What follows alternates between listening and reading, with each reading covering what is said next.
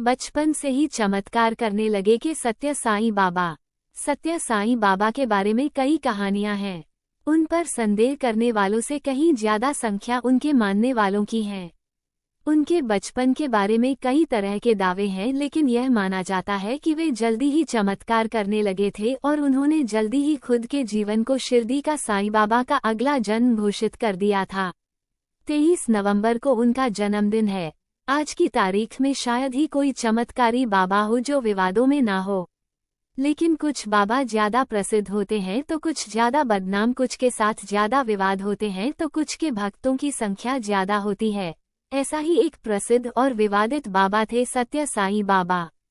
कभी वे अपने दिखाए चमत्कारों के लिए जाने जाते थे तो कभी उन्हीं की आलोचना के लिए उन्हें पाखंडी भी कहा जाता था। उनके दान के पैसे से गरीबों के लिए मुफ्त इलाज के लिए बहुत बड़े अस्पताल भी, और उनके मानने वालों का उन पर विश्वास बहुत गहरा था।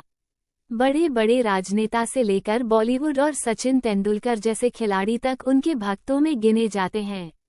गीत संगीत वाले परिवार से संबंध। रत्नाक्रम सत्यनारायण राजू का जन्म 23 नवंबर 1926 को आंध्र प्रदेश के पुट्टपर्थी गांव में हुआ था। भट्टराजू परिवार में हुआ था।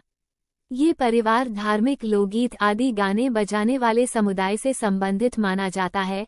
वे अपने माता पिता की 5 में चौथी संतान थे। सत्य साईं बाबा बचपन से ही बहुत असामान्य रूप से बुद्धिमान थे।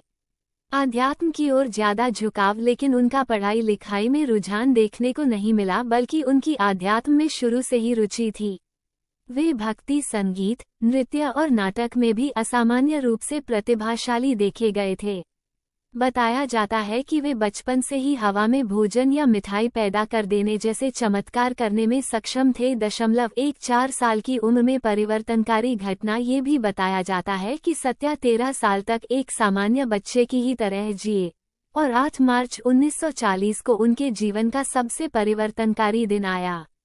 इस दिन जब उर्वाकोंडा में अपने बड़े भाई शेषमा राजू के साथ रह रहे थे, तब 14 साल के सत्या को एक बिच्छू ने काट लिया था और वे कई घंटों तक मूर्छित हो गए थे। इसके बाद दिखने लगा अजीब सा बर्ताव। इस घटना के कुछ दिन के बाद ही सत्या में बदलाव देखने को मिलने लगे। वे कभी अचानक हंसने लगते, कभी रोने लगते, तो कभी बहुत कुछ बोलने लगते, तो कभी शांत हो जाया करते थे। दावा ये भी किया जाता था कि वे धारा प्रवाह संस्कृत भी बोलने लगे थे, जिसका उन्हें ज्ञान तक नहीं था।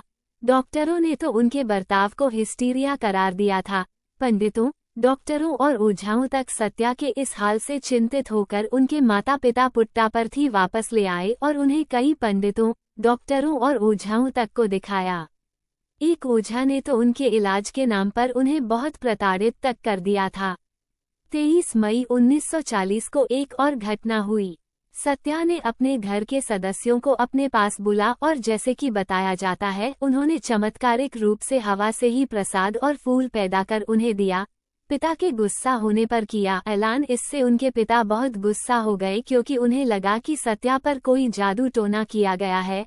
उन्होंने एक छड़ी लेकर सत्या को मारने की धमकी देते हुए कहा कि अगर सत्या, यानी सत्या के अंदर आई आत्मा, ने यह नहीं बताया कि वो वास्तव में कौन है तो वे उनकी पिटाई कर देंगे।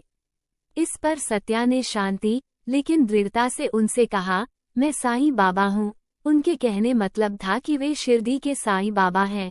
ये पहली बार था जब सत्या ने स्वयं को साईं बाबा घोषित किया था। शिरडी के साईं बाबा की छवि 19वीं सदी के अंत और 20वीं सदी के शुरुआत के दौर के संत के रूप में प्रसिद्ध थे, और उनके भक्तों की संख्या आज भी बहुतायत में पाई जाती है।